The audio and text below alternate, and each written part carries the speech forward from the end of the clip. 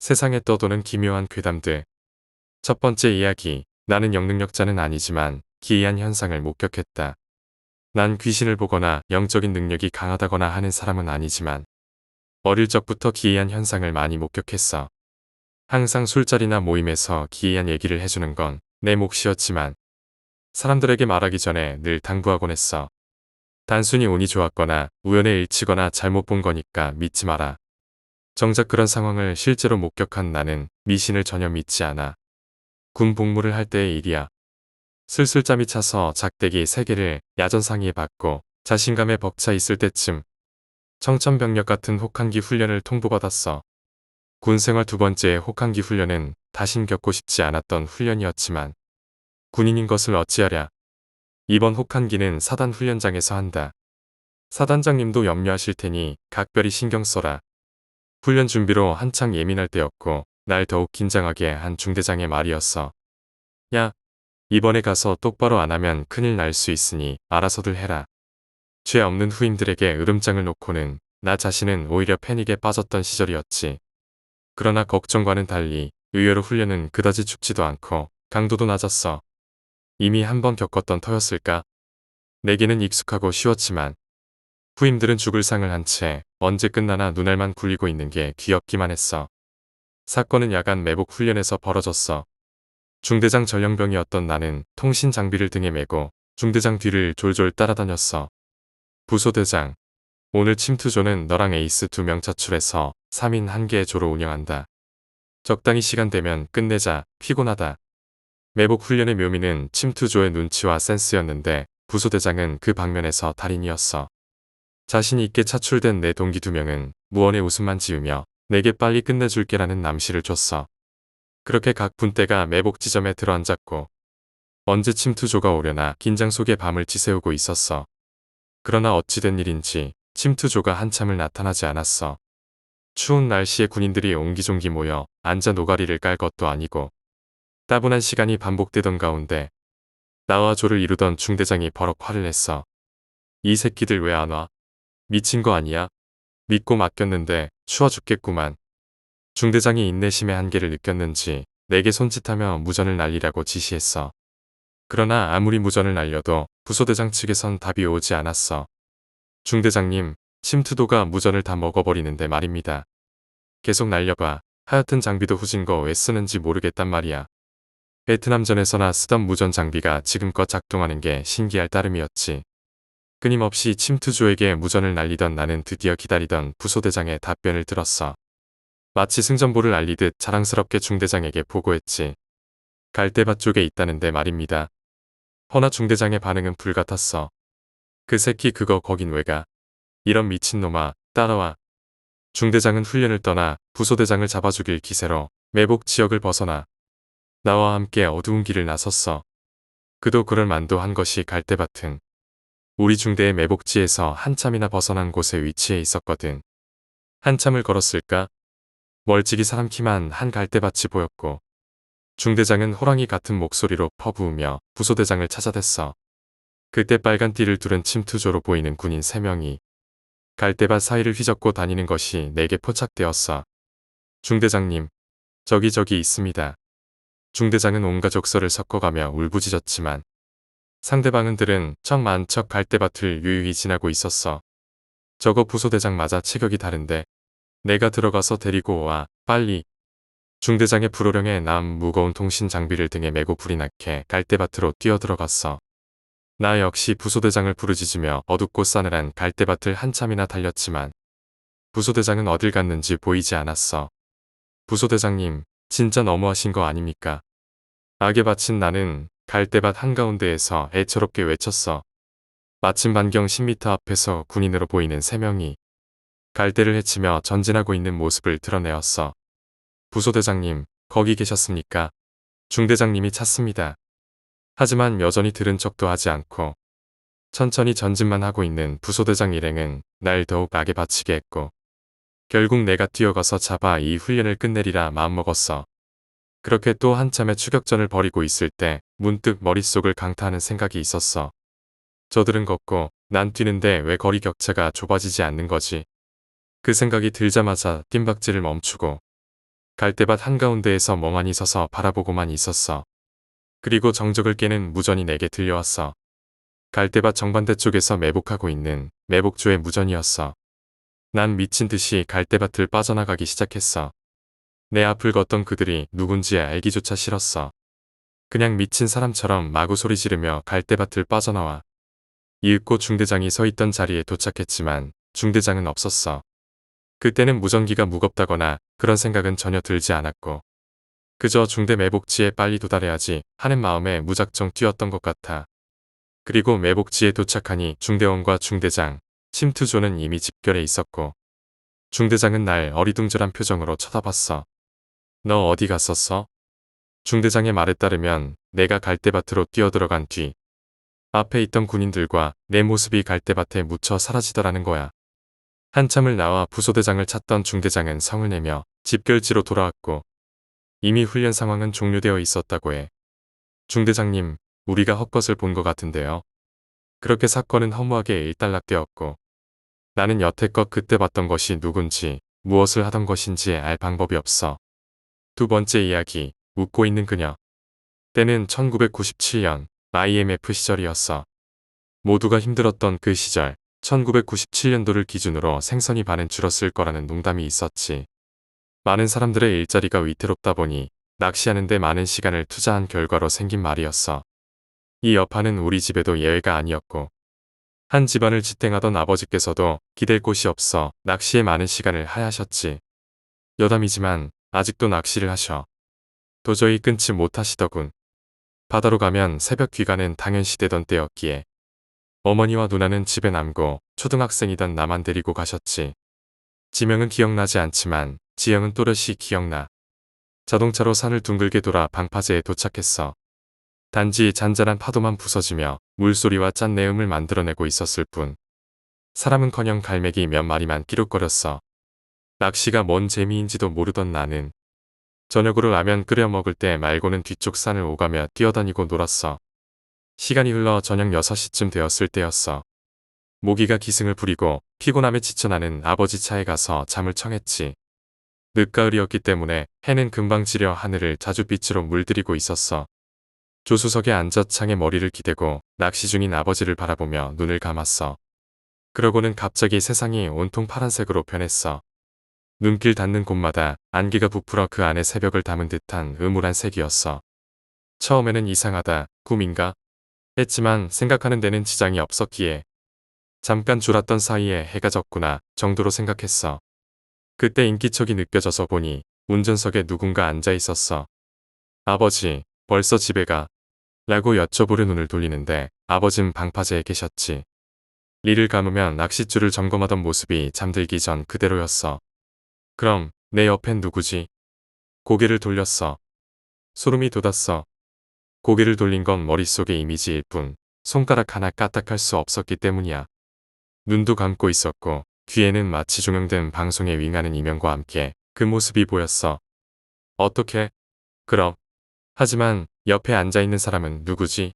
문이 잠겼는데 어떻게 운전석에 어떻게 들어왔지? 당황스러운 마음에 시야가 옮겨가기 시작했어. 조수석 아래에 발, 오른쪽 사이드미러, 내 앞에 와이퍼, 그리고 룸미러. 난 지를 수도 없는 비명을 질렀어. 거울 속 운전석에는 정갈한 가르마를 탄 여성이 안면의 근육을 이용해 미친 사람처럼 거울을 통해 날 보며 웃고 있었거든. 더군다나 내가 비명을 지르려 하고 저항을 시도할수록 그녀는 웃는 입 모양 그대로 점점 크게 벌리며 웃었어. 그리고 거울이 위아래로 움직였어. 그녀의 정수리와 목이 보이다가 점점 빠른 움직임 속에 광기 어린 미소가 걸린 입과 눈빛만 보이기 시작했어. 공포에 젖어 얼마나 시간이 흘렀을까?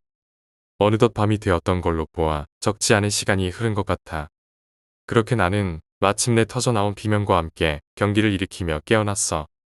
울면서 아버지께 뛰어가 추위와는 상관없이 떨리는 몸을 가누며 집에 가자고 매달렸고 결국 집으로 돌아갔어. 집에 도착해 그때까지도 떨고 있던 나에게 부모님은 무서운 꿈을 꿔서 그렇다라고 말씀하셨지만 장장 일주일 동안 나는 잠을 잘 수 없었어. 방에서 혼자 자든 부모님과 함께 자든 불을 켜고 TV를 틀고 잠이 들어도 그녀가 항상 나를 보며 웃고 있었거든. 쪼그리고 앉아 모아 쥔 다리 사이로 흘러내린 머리카락 사이로 날 보며 웃는 눈빛과 올라간 인매가 나를 미치게 했어. 그래서 일주일 동안 나는 잠들었다가도 비명을 지르며 일어났고 5kg가량 살이 빠지게 되는 등 고역을 겪었어. 그리고 열흘이 지나자 어느 순간 그녀가 사라졌지만 후에 나는 알게 되었어. 이게 가위구나 하고 말이야. 이 일이 내가 처음 겪었던 경험이고 후에 가끔 이런 일이 있었지. 그래서 가위라면 치가 떨려. 그날은 잠을 못 자는 거니까. 세 번째 이야기, 열지마. 중학교 때의 일이야. IMF로 나라가 들썩일 때 서민 가정 하나 무너지는 것쯤은 정말 한순간이었지. 학생 신분이었던 내겐 어찌할 도리가 없었어. 그렇게 전셋집을 얻고 이사를 하게 되었는데 그 집은 참으로 처량했어. 쓰러질 것처럼 허름하고 낡았던 집은 한 걸음 한 걸음 발을 옮길 때마다 삐걱거렸어. 곳곳에 빌딩이 들어섰지만 그 집만은 요지부동 철거되지 않았고 대낮에도 초저녁처럼 어두침침했지. 이삿짐을 모두 풀고 방범창을 달아놓고 한참 나른해진 나는 습기 차고 어두운 방에서 곧바로 잠이 들었어. 얼마나 뒤척였을까? 눈을 떠보니 한밤중이었고 갑자기 소변이 마려워서 미칠 지경이었어. 익숙지 않은 집 구조를 제대로 숙지하지도 않은 채 어두운 밤을 맞이한 나는 화장실까지 가는 길이 너무 멀게 느껴졌어. 벽을 더듬으며 조심스럽게 움직이던 내게 뭔가 꺼림칙한 소음이 들리기 시작했어. 그때는 무슨 소리인지 알 수 없었지만 지금 생각해보면 칼 가는 소리에 가까웠던 것 같아. 소음의 근원을 찾던 나는 화장실에 가까워질수록 그 소리가 점점 더 크게 들렸어. 혹시 가족 중 누군가 화장실을 쓰고 있을까봐 안방과 작은 방을 둘러보았지만 부모님과 누나 모두 깊은 잠에 빠져 있었어. 도둑이 들었나?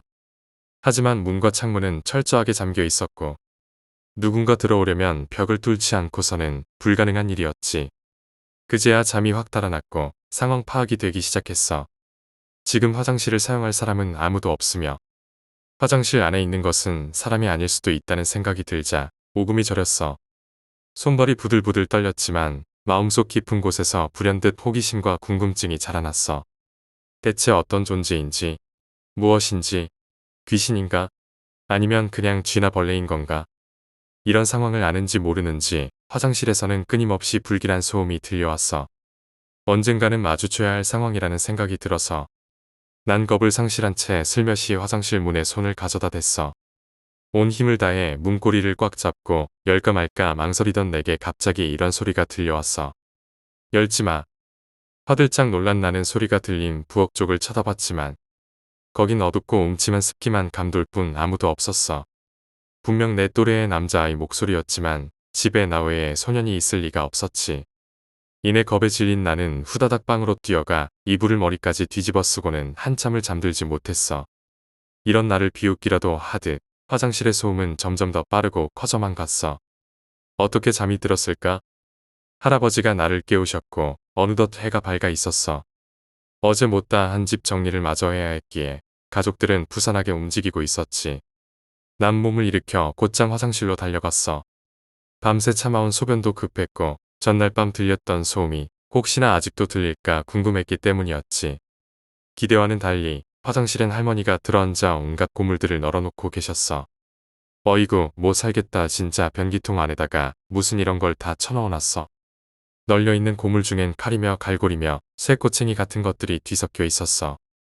참으로 이상했던 점은 변기통 안에 들어있었을 법한 녹슨 모습이 아니라 하나같이 다 날카로운 모습 그대로를 유지하고 있었다는 거야. 난 집안 어른들께 전 주인이 무슨 일을 하던 사람인지 이 집에 무슨 일이 있었는지 물었지만 끝내 대답을 듣지 못했어. 대체 그게 뭐였을까? 그 목소리는 또 누구였을까? 네 번째 이야기, 저승사자. 내 친구는 어릴 때부터 혈우병을 앓고 있었어. 피가 잘 굳지 않아서 병원을 자주 들락날락했지. 집에서도 약을 많이 먹고 주사도 맞고 그랬어. 하루는 친구가 치아가 썩어서 치과에서 치료를 받고 왔는데 마취가 풀려도 욱신거리고 아파서 잠을 설치게 됐어. 그러다 간신히 잠이 들었지. 그 친구가 꾼 꿈에서 자기는 무슨 강 곁을 지나고 있었어. 생전 처음 보는 강이었고 옆에 풀숲도 없고 나무도 없는 곳이었대. 바닥에도 큰 자갈이나 돌은 보이지 않고 아주 작은 돌과 모래만 조금 있어서 평탄한 길이었대. 끝이 보이지 않는 그 강을 멍하니 서서 바라보고 있었는데 시야 끝에서 뭔가가 천천히 다가오더래. 점점 그 모습이 보이기 시작했는데 두 명이 걸어오고 있었대. 한 명은 검은 옷을 입은 키가 큰 남자였고 다른 한 명은 말랐고 힘이 하나도 없어 보였으며 구부정하게 바닥을 내려다보며 걸어오는 사람이었대. 그 둘이 점점 다가오는데 친구는 아무 생각 없이 그냥 바라보고 있었어. 그러다가 그 두 명이 옆을 지나갈 때쯤 친구는 빤히 그들의 얼굴을 쳐다보았대. 힘없어 보이는 사람은 한 60대쯤 되어 보이는 노인처럼 보였고 동공이 풀려 혼이 나간 듯한 얼굴이었대. 옆에 검은 옷을 입은 사람의 얼굴은 너무나도 창백했고 눈은 길게 찢어졌으며 피부가 아주 안 좋았대. 마치 가뭄으로 땅이 갈라진 것처럼 얼굴이 조각조각 금이 가 있었다고 해. 검은 옷을 입은 남자는 지나가면서 매섭게 친구를 노려보고 지나갔대. 친구는 겁이 별로 없어서 그런지 몰라도 속으로 저 새끼 왜 째려보지? 피부 관리나 하지 더럽네. 라고 생각했대. 그들이 스르륵 지나가는데 검은 옷의 남자가 뒤돌아보며 말했대. 너 그 목에 그거 안 빼면 너도 옆에 이놈이랑 같이 가게 될 거다. 그러고는 갑자기 잠에서 깼어. 머리가 너무 어지럽고 속이 답답해서 헛기침을 연발했대. 크게 기침을 하자 목에서 핏덩어리가 튀어나왔어. 500원짜리 동전만 한 핏덩어리가 목을 막고 있었던 거야. 낮에 치과 진료를 받고 조금씩 이빨 사이로 피가 새던 상태였는데 친구가 혈우병을 앓고 있어서 피가 잘 굳지 않고 계속 새어나왔던 거지. 그러다 잠이 들었는데 피가 목에 고여서 그곳에서 응고된 거였어. 하마터면 목이 막혀 질식사할 뻔했던 위급한 상황이었지. 친구는 말하길 그때 본 게 저승사자였던 게 아닐까? 옆에 있는 사람은 죽은 사람이고 옆에 흐르던 강은 죽은 사람이 건넌다는 요단강 같은 게 아니었을까? 5번째 이야기, 사람은 죽기 전에 변한다. 사람이 죽기 전에 행동이 변한다는 이야기를 많이 들어봤을 거야. 이건 실제로 내가 겪은 일이고 아직도 그 형이 미워. 그렇게 갈 거면 더 친하게, 더 잘 지낼걸. 학교를 졸업하고 1년 정도 기능공으로 작은 전기회사에 취직해서 기술을 어느 정도 배운 후 중소기업에 들어가게 됐어. 내가 귀가 한쪽이 안 들려서 군대는 면제였고 당연히 나이가 어렸지. 같이 들어간 동기 형 2명이 있었는데 전기 1명, 기구 2명 이렇게 일을 했어. 회사에 들어간 지 6개월쯤 지났을 때 회사 회식이 있었어. 부서원 10명 정도가 회식 장소로 이동했어. 동기 형 중 1명은 평소에 술을 잘 못 마시는 편이었는데 그날따라 무슨 기분인지 술을 많이 마셨더라고. 많이라고 해봤자 소주 4잔 정도였던 걸로 기억해. 평소에는 술 한 잔만 마셔도 온몸이 벌개지는 형이었는데 오늘은 기분 좋은 일이라도 있었나 싶었어. 그래서 말리진 않았지. 2차로 당구장에 갔어. 난 당구라고는 퀴대를 한번 잡아본 적도 없어서 그냥 구경만 하고 서 있었어. 그런데 그날따라 술을 많이 마신 형이 내가 안쓰럽게 보였는지 당구를 한 30분 동안 가르쳐 주더라고. 퀴대 잡는 법, 어느 방향으로 쳐야 하는지 등등을 말이야. 평소에 별로 관심이 없던 거라 듣는 둥 마는 둥 했지만 그 형이 나를 챙겨주는 게 이상하게 느껴졌어. 당구장에서 나와서 집에 가는 사람과 한 잔 더 하러 가는 사람으로 나뉘었어. 나는 그 형과 함께 집에 가는 쪽으로 인사하고 헤어졌어. 그게 마지막이었어. 다음 날 평소처럼 회사에 출근했는데 그날 술을 많이 마신 형이 보이지 않는 거야. 별로 대수롭지 않게 생각하고 업무 준비를 하고 있었어. 그런데 다른 동기 형이 나를 부르더니 공작실로 데리고 갔어. 회사는 실내 흡연이 금지였는데 형이 담배를 피우더라고. 그러면서 얘기를 했어. 그 형이 죽었어. 방금 경찰서에 가서 조서를 쓰고 왔어. 놀라지 마. 그때 내 나이가 22살이었으니 내가 충격받을까봐 걱정한 것 같아. 황당해서 거짓말 치지 마 장난이냐? 라고 몇 번을 물었지만 사실이었어. 장례식에 갔다 와서 형들과 술 한잔하면서 얘기했어. 다들 그 형이 그렇게 가려고 그날따라 사람이 그렇게 밝아 보였나 보다고 했어. 평소와 다르게 사람들한테 친절하고 정말 틀린 사람이 된 것처럼 보였다고. 그 형의 사이는 질식사였어. 구토물이 기도를 막아서 그렇게 됐다고 결론이 났지만 사람들은 이해하지 못했어. 술 먹은 게 소주 4잔 정도였는데 그게 말이 되냐고 했지.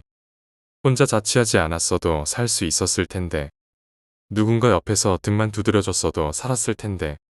다른 사람들도 누군가 죽기 전에 사람이 틀려 보인 적이 있는지 궁금해. 6번째 이야기, 동생의 가위 눌림. 내 나이는 30대고 지금까지 살면서 다른 사람들처럼 가위에 눌렸다든지 귀신을 봤다든지 죽을 뻔한 무서운 일을 겪은 적은 한 번도 없어. 군대에서도 그냥 평범하게 지내다가 제대했어. 귀신이 나온다고 해도 아마 고참들이 더 무서웠을 거야. 이번 이야기는 내 동생의 가위 눌림에 대한 이야기야. 내가 사는 집은 내가 20살 때 이사 온 집인데 이사 오고 나서 동생이 혼자 방 하나를 차지하고 쓰게 됐어. 혼자 방을 쓰게 되니 동생이 대놓고 말은 안 했지만 장식하고 꾸미는 걸 보면 기분이 참 좋았던 것 같아. 이사 온 지에 한 달쯤 되었을 때 어느 날 아침에 동생이 말하더군. 형, 여기 이사 오고 나서부터 가위에 너무 자주 눌려서 힘들어. 나는 가위에 눌려본 적이 없어서 그냥 주워들은 정도만 알기 때문에 얼마나 힘든지 어떤 기분인지 잘 몰랐지. 동생이 힘들어하는데 그냥 있을 수는 없어서 오늘 밤 같이 잘까? 하고 물었더니 동생이 좋다고 했어. 그래서 그날 밤은 내가 동생 옆에서 같이 자게 됐어. 둘이 누워있다가 동생이 먼저 잠들고 나도 슬슬 졸리긴 했지만 그냥 털썩 자버릴 수는 없으니 동생 쪽을 바라보며 누워있었어. 잘 듯 말 듯한 상태로 선잠을 자고 있었지. 자다 깨다 하다 보니 시간이 얼마나 지났는지는 모르겠는데 동생 얼굴을 보니까 그냥 잠든 모습 그대로였어. 그런데 어느 순간 갑자기 소리가 들리더군. 들어보니 동생이 내는 소리였어. 잠에서 깨어서 말하는 것도 아니고 잠꼬대하는 것도 아니고 그냥 입은 다물고 있는데 목소리만 웅얼웅얼하고 있는 소리였어. 아마 동생이 가위에 눌린다고 말하지 않았다면 그냥 꿈꾸나 보다 하고 무시했을 텐데 아침에 가위에 눌린다고 들었으니 얘가 지금 가위에 눌리는구나 싶었어. 어떻게 해야 하나 하는 생각도 별로 안 들고 그냥 동생 머리를 살살 쓰다듬으며 형 옆에 있으니까 괜찮아. 안심하고 자도 돼. 그러자 동생이 한숨을 크게 내쉬더니 다시 조용히 잠들었어. 나도 그 모습을 보고 푹 잠들었고 아침이 되어 동생에게 물어봤어. 너 자면서 뭐라고 웅얼거리던데 또 가위에 눌린 거였어. 동생이 그렇다고 했어. 동생이 얘기하기를 잠든 지 얼마 안 되었는데 눈앞에서 뭐가 아른아른하며 천천히 날아다니더래. 그래서 뭐지? 하며 자세히 보니까 주먹만한 하얀 구슬이 빛을 내며 방 안을 날아다니고 있었대. 그때 동생이 고등학생이었는데 누워서 머리를 들면 보이는 벽에다가 교복을 걸어뒀어. 그 구슬이 날아다니다가 걸어둔 교복 안으로 쏙 들어갔대. 그리고는 걸어둔 옷에서 그 옷 모양 그대로 처음엔 발이 나오고 그 다음엔 팔이 나오고 그 다음엔 머리가 나왔대. 사람이 벽에 걸린 것 같은 그 모습 그대로 동생을 노려보기 시작했대. 동생은 너무 무서워서 눈을 감으려 했는데 눈도 안 감기고 계속 서로 마주보고 있었대. 그러다가 오늘은 옆에 내가 자고 있다는 걸 기억하고 나를 깨우려고 소리를 질렀대. 그런데 소리는 나오지 않고 무서움에 답답함까지 더해져서 정말 돌아버릴 것 같았을 때 내 목소리가 들렸다고 했어. 그 순간 그 사람 모양의 뭔지 모르는 그것은 사라졌대. 그리고 이제 오늘은 끝났구나 하고 안심하고 잠들었대. 내가 들었던 동생의 웅얼거리는 소리가 아마도 나를 깨우려고 소리 지르던 소리였던 것 같아. 며칠 뒤 동생에게 또 가위에 눌리냐고 물어보니 그 뒤로는 그런 일 없이 푹 잘 잔다고 했어. 해피엔딩이지. 7번째 이야기, 거짓말쟁이의 헛소리. 이야기를 하나 할게. 시계에는 유통기한이 있어. 지구의 공전과 자전이 시간이 흐를수록 조금씩 변하기 때문에 시계가 정확히 맞지 않게 되지. 명함으로 자살한 사람이 있어. 종이의 단면은 사실 면도날보다 날카로워. 그럼에도 불구하고 잘 베지 않는 이유는 종이가 흐느적거리기 때문이야. 추리소설을 따라 한 살인사건은 미제 사건이 될 가능성이 높아. 추리소설의 트릭을 따라 한 살인사건이 영구미제 사건이 될 뻔한 기록도 있지. 서울시청 근처 하수구 뚜껑 중 하나는 절대 열리지 않도록 설계되어 있어. 어디에 쓰이는지, 어디로 통하는지도 불명이고 내부에서만 열리도록 설계된 그 구조의 이유도 불명이야. 세뇌는 사실 그렇게 어려운 일이 아니야. 단순한 글자 배열, 책상의 배치, 글자의 크기, 색깔, 반복적 자극 등을 이용해 세뇌할 수 있어. 초창기의 콜라에는 코카나무 잎 추출물이 들어있었어. 그 때문에 중독성이 강했다고 해. 전자레인지는 2차 세계대전 때 나치군의 신무기 개발 중에 탄생했어. 극초단파로 적이 몸에 있는 이온을 충돌시켜 열을 발생시키는 원리였지. 포켓몬스터 로스트 실버라는 게임이 있어. 그 게임의 끝부분에서 저장된 파일의 시간은 항상 4444년 4월 4일 4시 44분 44초야. 코알라가 유칼립투스만을 먹는 이유는 유칼립투스의 중독성이 있기 때문이야. 어릴 때부터 다른 사료를 먹인 코알라는 다른 식물도 섭취할 수 있어. 인간의 배설물에 성적 호감을 느끼는 사람들이 있어. 사실 배설물에 함유된 페로몬을 받아들이는 기능이 조금만 더 발달하면 누구나 그럴 수 있다고 해. 히틀러는 자살하지 않았다고 해. 히틀러가 자살했던 지하에서 발견된 유골은 사실 여자의 것이었대. 사이코패스는 생각보다 흔해. 100명 중 20명 정도가 사이코패스일 가능성이 있어. 그들은 인간관계에서 매우 계산적이고 자신들의 목적을 달성하기 위해 사람들을 이용하지. 다트는 서부 괴척 시대의 카우보이들이 즐겼던 도박이야. 자신의 손을 벽에 붙이고 독이 있는 핀을 던지게 했대. 피할 수 있으면 성공이고 맞으면 실패였지. 데킬라는 용설란이라는 식물을 이용해 만들어. 과거에는 독이 있는 용설란의 가시에 찔린 줄도 모른 채 기절한 채로 증류되어 버린 사례도 있었대. 만약 내가 기르는 고양이가 내 머리카락을 씹거나 먹는다면 고양이와 눈을 맞추지 않는 게 좋아. 그게 무슨 의미인지 알 수 없으니까. 공식적으로 블랙 앤 데커 4의 전기톱에 다치거나 살해된 사람의 수는 전 세계적으로 약 1800만 명이야. 그 중에서 사고는 고작 10만 건도 안 돼. 흔히 인터넷에서 문장 파괴, 언어 파괴라고 불리는 사람들은 희귀병을 앓고 있는 거야. 이들은 말을 할 때는 정상인이지만 자신이 쓴 글을 해석할 수 없어. 최초의 인류가 생긴 곳은 아프리카 대륙이야. 이들은 현대 문명의 붕괴에도 피해를 입지 않고 그만큼 생존에 유리하다고 해. 정상적인 인간이라는 기준은 존재하지 않아. 모두가 조금씩 다르게 살아가는 거지. 최근 뇌과학에서 밝혀진 사실 중 하나는 인간에게 자유의지가 없다는 거야. 우리가 어떤 행동을 하기로 결정하기 전에 이미 뇌는 그 결정을 끝내놓았대. 어떤 국가에서는 인체 개조에 대한 실험을 진행한 적이 있어. 인공적으로 만든 샴쌍둥이에 대한 실험은 성공했지만 그 자료는 기밀로 묶여 있어. 모 사이트에는 유명한 뒤 페이지가 존재해. 사이트 제작 당시 사용되었던 페이지도 포함되어 있는데 그 사이트의 제작 목적은 암호 전달이었대. 절대 시간이라는 개념은 아직 존재해. 시간이 상대적이라는 개념은 분명 정설로 인정받고 있지만 절대 시간이라는 개념도 사용되고 있어. 우리에게 숨겨진 역사가 존재해. 예를 들어 한국이 핵을 만들었다는 역사 이외에도 미국이 나치의 물자를 대주었다는 이야기, 프랑스 왕실과 영국 왕실이 결국 하나의 피라는 것, 아프리카의 의문에 약물과 질병이 돌았다는 사실 등이 있지. 굉장히 복잡한 자살에 관한 기록이 존재해. 자살을 목적으로 목을 매달기 위해 폐에 물을 집어넣고 높은 곳에서 뛰어내린 다음 땅을 굴러다니다가 나무 위로 뛰어올라 목을 매달랐다는 기록이 있대. 쿨피스를 어떻게 만드는지 아직까지도 국내 식품업계에서는 미스터리야. 그 이유는 단가가 말이 안 되기 때문이야. 조선시대의 정도전과 무학대사가 주술 대결을 했대. 이 주술 대결로 인해 조선의 운명이 미리 다 정해졌다는 이야기가 있어.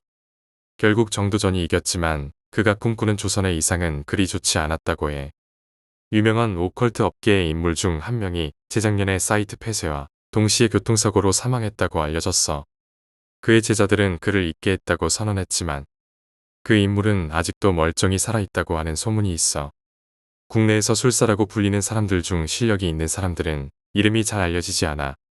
주로 정치, 대기업과 연관되어 있지. 특히 대기업은 풍수와 관련된 술사들을 많이 두고 있대. 21세기 이전에는 전 세계적으로 오컬트나 사이킥 등을 동원한 전쟁이 많았대. 2차 대전이 대표적인 예지. 용병 업계에서도 오컬트나 주술을 사용한다는 이야기가 있어. 특히 중국이 이 관련 업계에 흥미를 많이 두고 있대. 권위가 높아지고 명예가 높아질수록 부유한 사람들은 미신을 많이 믿는 경향이 있어. 우리 안에는 수많은 또 다른 내가 살아있어. 다중인격이 아니더라도 우리 안에는 여러 자아들이 존재하지. 물귀신과 통화하는 방법이 떠돌던 적이 있어. 비닐봉지에 전화기를 밀봉한 후 물에 빠뜨리고 전화를 걸어보면 잡음이 들린다고 해. 유튜브에 올라온 동영상 중 일부는 시청하지 말아야 할 동영상이 있어. 세뇌를 목적으로 한 시험용 동영상, 사람이 죽는 모습이 찍힌 동영상, 국가 안보에 해가 되는 동영상이 버젓이 올라와 있지. 신문사에 광고비를 지불하고 보이지 않는 광고를 싣는 회사가 있어. 분명히 광고를 싣지만 우리가 볼 수 있는 광고가 아닌 거지. 테러리즘으로 국민에게 영향을 줄 수 있는지에 대한 연구가 진행된 적이 있어. 하지만 실패했대. 8번째 이야기, 살아있는 꿈. 이 이야기는 내가 실제로 겪었던 아직도 잊히지 않는 경험이야. 몇 년 전이었어. 그날은 평소와 다름없이 피곤한 하루를 보냈지. 집에 돌아와서 잠자리에 들었는데 이상하게도 그날따라 잠이 잘 오지 않았어. 몸은 지쳐 있었지만 마음이 불안해서 잠을 설치고 있었어. 겨우 잠들었을 때였어. 꿈에서 내가 어딘가로 걸어가고 있었어. 주변은 온통 어둡고 차가운 공기가 감돌고 있었어. 그런데 내가 걷고 있는 길이 낯설지 않았어. 분명 한 번도 가본 적 없는 곳인데도 그 길을 너무 잘 알고 있는 느낌이 들었지. 길을 따라가다 보니 멀리서 작은 불빛이 보였어. 그 빛을 향해 다가갔지. 불빛이 점점 가까워질수록 그곳에서 무언가가 움직이고 있는 것이 보였어. 가까이 다가가 보니 불빛은 작은 촛불이었고 그 옆에 낡고해진 책이 한 권 놓여 있었어. 책을 들고 펼쳐보려 했는데 그 순간 등 뒤에서 누군가가 내 이름을 부르는 소리가 들렸어. 깜짝 놀라 뒤돌아보니 아무도 없었어. 다시 책을 보려고 고개를 돌렸을 때 책 속에서 손이 튀어나와 내 손목을 잡았어. 나는 비명을 지르려 했지만 목소리가 나오지 않았어. 그 손은 차갑고 마치 얼음같이 느껴졌어. 나는 필사적으로 손을 뿌리치려 했지만 손이 점점 내 팔을 타고 올라왔어. 그때 갑자기 눈을 떴어. 침대에 누워 있었지만 온몸에 소름이 돋고 땀으로 흠뻑 젖어 있었지. 하지만 그게 끝이 아니었어. 눈을 뜨고 나서도 그 차가운 손의 느낌이 아직도 내 팔에 남아있는 것 같았어. 나는 불안한 마음에 방불을 켜고 팔을 확인했어. 그런데 내 팔에 선명하게 손자국이 남아있었어. 나는 그 자리에서 얼어붙었어. 이게 대체 무슨 일인가 싶었지. 분명 꿈이었는데 왜 현실에 그 흔적이 남아있는 거지? 며칠 동안 그 생각에 시달렸고 그 손자국은 한동안 사라지지 않았어. 내가 실제로 겪은 일 중 가장 소름 끼치는 경험이었어. 그 후로는 그 길을 다시 꿈에서 본 적이 없지만 그날의 그 느낌은 잊을 수가 없어. 9번째 이야기, 그림자 뒤에 숨은 자. 나는 작은 시골 마을에서 자랐어. 그 마을은 산으로 둘러싸인 외딴 곳이었고 마을 사람들 대부분은 농사나 소규모 목축업을 하며 조용히 살아갔지. 마을에는 예로부터 전해 내려오는 전설이 몇 가지 있었는데 그중 가장 유명한 것은 그림자 뒤에 숨은 자라는 이야기였어. 이 이야기는 내가 어릴 적부터 듣던 무서운 이야기였고 마을 사람들은 누구나 한 번쯤 들어봤어. 전설에 따르면 마을 근처의 깊은 숲 속에는 그림자라 불리는 악령이 살고 있었어. 이 그림자는 밤이 깊어지면 숲을 떠나 마을로 내려와 사람들을 납치해 간다고 했지. 특히 혼자 다니는 사람들을 노린다고 했어. 내가 어린 시절 친구들과 함께 그 이야기를 듣고는 한동안 밤에 혼자 나가는 것이 두려워졌어. 어른들은 이 이야기를 하며 어린아이들을 무서워하게 만들고 밤에는 집 밖으로 나가지 않도록 경고하곤 했지. 그때는 단순히 어른들의 농담이나 아이들을 얌전히 만들려는 수단이라고 생각했어. 하지만 내가 15살이 되던 해, 그 이야기가 단순한 전설이나 겁주기용 이야기가 아니라는 것을 깨닫게 되었어. 그해 여름, 마을에선 연이어 이상한 일들이 벌어지기 시작했지. 마을 사람 몇 명이 실종된 거야. 그 중에는 내가 잘 알고 지내던 친구도 있었어. 실종된 사람들은 공통점이 있었어. 그들은 모두 밤에 혼자 다니다가 사라졌어. 경찰과 마을 사람들이 수색을 벌였지만 그들의 흔적은 어디에도 없었어. 숲속까지 수색을 벌였지만 어떤 단서도 발견되지 않았지. 마을 사람들 사이에선 오래된 전설이 다시 화두에 올랐어. 사람들은 이 실종 사건이 그림자와 관련이 있을 거라며 수군댔어. 그러던 어느 날 내 친구 중 하나인 민수가 갑자기 사라졌어. 민수는 밤에 집에서 나갔다가 돌아오지 않았어. 민수는 내 가장 친한 친구였고 우리는 늘 함께 다녔지. 그날도 우리는 함께 시간을 보내다가 헤어졌어. 민수는 잠깐 집에 다녀오겠다며 나갔고 그 후로 다시 돌아오지 않았어. 민수의 부모님은 경찰에 신고했고 마을 사람들은 다시 한번 숲속을 수색하기 시작했어. 하지만 민수의 흔적은 어디에서도 찾을 수 없었어. 마을 사람들은 점점 더 두려워했고 밤이 되면 누구도 집 밖으로 나가려 하지 않았어.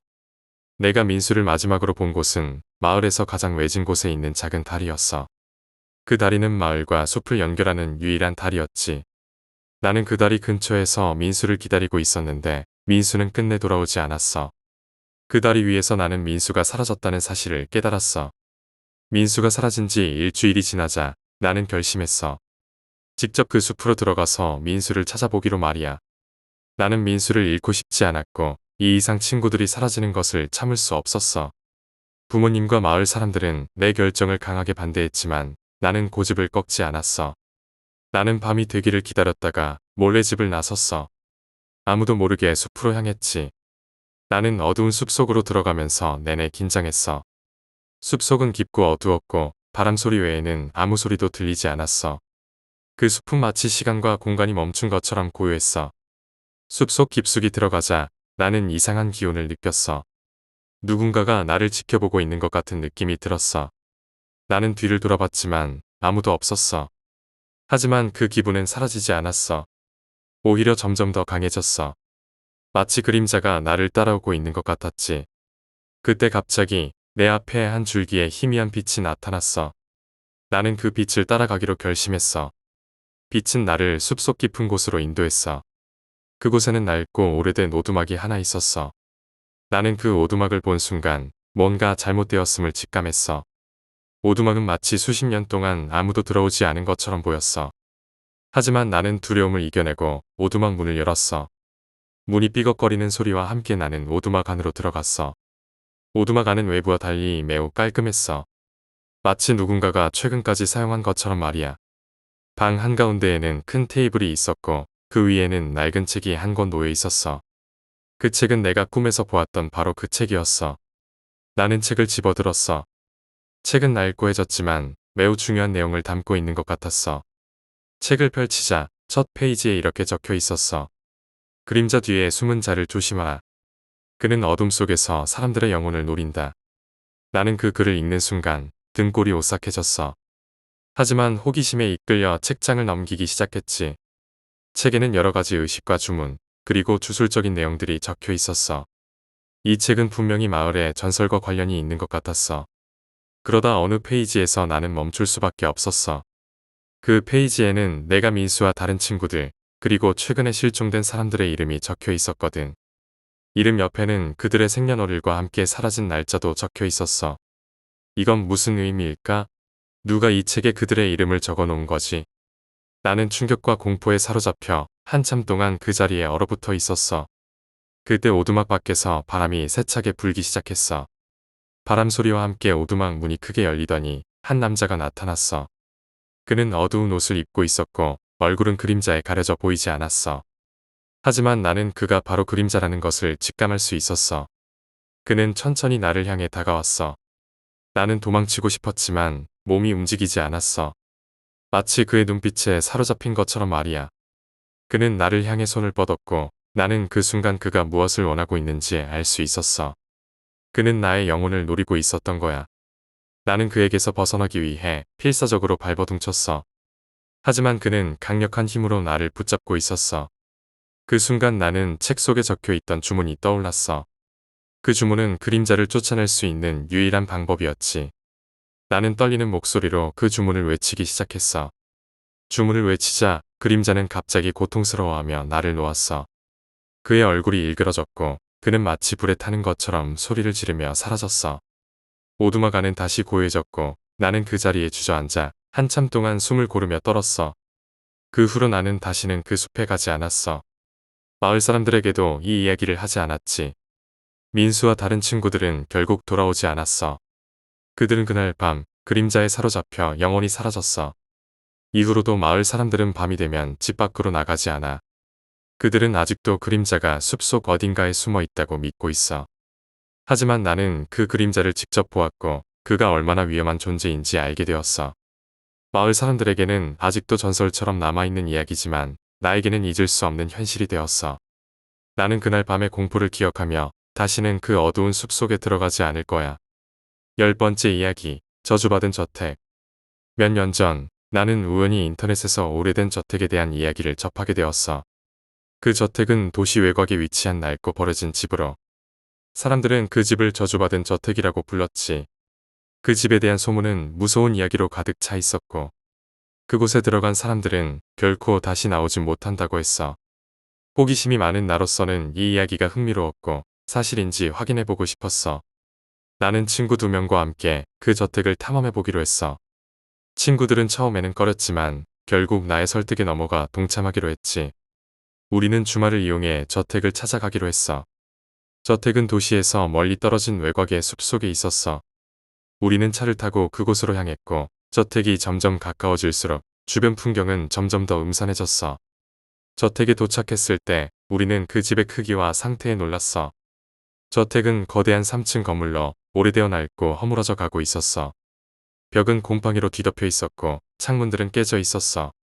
문 앞에는 잡초가 무성하게 자라 있었고 집 주변은 죽은 나무들로 가득 차 있었지. 우리는 저택 앞에서 잠시 멈춰서 서로를 쳐다봤어. 아무도 먼저 들어가고 싶어 하지 않았어. 하지만 나는 용기를 내어 문을 밀어 열었어. 문은 삐걱거리는 소리를 내며 천천히 열렸고 우리는 어둠 속으로 발을 들여놓았어. 저택 안은 우리가 예상했던 것보다 훨씬 더 무서웠어. 방 안은 먼지와 거미줄로 가득했고 공기는 차갑고 눅눅했어. 바닥은 삐걱거렸고 천장은 무너져 내릴 것처럼 보였어. 하지만 가장 무서운 것은 저택 안에 퍼져 있는 이상한 기운이었어. 마치 누군가가 우리를 지켜보고 있는 것 같은 느낌이 들었어. 우리는 각자 손전등을 켜고 저택 안을 탐험하기 시작했어. 집안은 미로처럼 복잡했고 방들은 모두 비어 있었어. 그러나 모든 방마다 무언가가 잘못된 느낌이 들었어. 마치 그곳에서 끔찍한 일이 벌어졌던 것 같은 분위기였지. 우리가 저택을 탐험하던 중 한 친구가 갑자기 이상한 물건을 발견했어. 그것은 오래된 사진 앨범이었어. 우리는 앨범을 펼쳐보았고 앨범 속에는 이 집에 살았던 사람들의 사진이 들어 있었어. 사진 속 가족은 처음에는 행복해 보였지만 페이지를 넘길수록 그들의 표정은 점점 어두워지고 괴로워 보였어. 마지막 몇 장의 사진에서는 그 가족들이 사라지고 대신 이상한 상징들과 그림들이 나타났어. 그 그림들은 마치 어떤 의식을 묘사한 것처럼 보였고 우리는 그 그림들을 보면서 불길한 예감을 느꼈어. 사진 앨범을 본 후 우리는 저택의 2층으로 올라가기로 했어. 계단은 무너질 듯이 삐걱거렸고 우리는 조심스럽게 한 발 한 발 내디뎠어. 2층에 도착하자마자 우리는 복도 끝에서 이상한 소리를 들었어.